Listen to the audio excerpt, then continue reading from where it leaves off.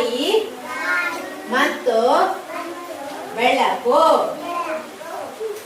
ನಮಗೆ ಬೆಳಕು ಯಾರು ಕೊಡ್ತಾರೆ? ವೆರಿ ಗುಡ್, ಸೂರ್ಯ. ಸೂರ್ಯ ಬೆಳಕು ಕೊಟ್ಟ ಕಾರಣ ಗಿಡ ಮರಗಳೆಲ್ಲ ಬೆಳೆದು ಹೂ ಹಣ್ಣುಗಳನ್ನು ಬಿಡುತ್ತವೆ. ಒಳ್ಳೆಯ ಬೇಸಾಯ ಮಾಡ್ಲಿಕ್ಕೆ ಆಗ್ತದೆ. ಬಿಸಿಲಿಲ್ಲದಿದ್ರೆ ಏನಾಗ್ತದೆ? ಸೂರ್ಯ ಇಲ್ಲದಿದ್ರೆ ಏನಿಲ್ಲ, ಸುತ್ತಮುತ್ತ ಬರೇ ಕತ್ತಲು.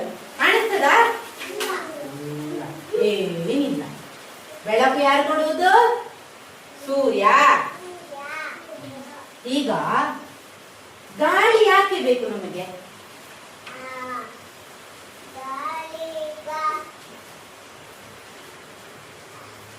ಯಾಕೆ ಬೇಕು ಗಾಳಿ? ನೋಡಿ, ನಾವು ಉಸಿರಾಡ್ತಾ ಇದ್ದೇವೆ. ಪ್ರತಿ ಮುಟ್ಟಿದ ತಕ್ಷಣ ನಾವು ಸೆಕೆ ಆಗ್ತದಾ? ಸೆಕೆ ಆಗೋದಕ್ಕೆ ಗಾಳಿ ಬೇಕು.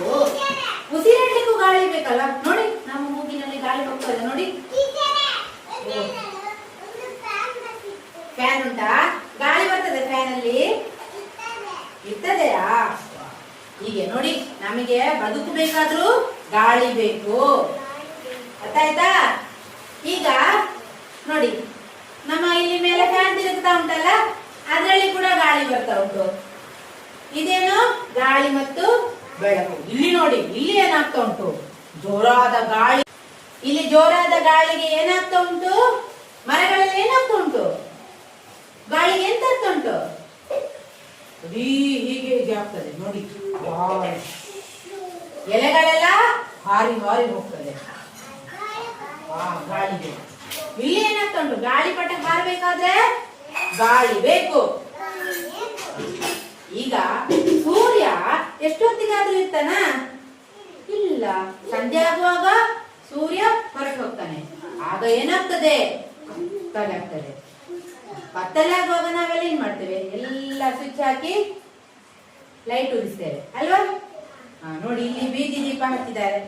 ರೋಡಲ್ಲಿ ಎಲ್ಲ ಗಾಡಿಗಳಿಗೆಲ್ಲ ಹೋಗ್ಲಿಕ್ಕೆ ಬೀದಿ ದೀಪ ಹಾಕಿದ್ದಾರೆ. ಮನೆಯಲ್ಲಿ ನಾವೇನ್ ಮಾಡ್ತೇವೆ? ಟ್ಯೂಬ್ ಲೈಟ್, ಬಲ್ಬನ್ನೆಲ್ಲ ಉರಿಸಿರ್ತೇವೆ. ಕೆಲವರೆಲ್ಲ ಮೊದಲಿನ ಕಾಲದಲ್ಲೆಲ್ಲ ಸೀಮೆ ಎಣ್ಣೆ ಹಾಕಿ ಚಿಮಣಿ ಉರಿಸಿರ್ತಾ ಇದ್ರು.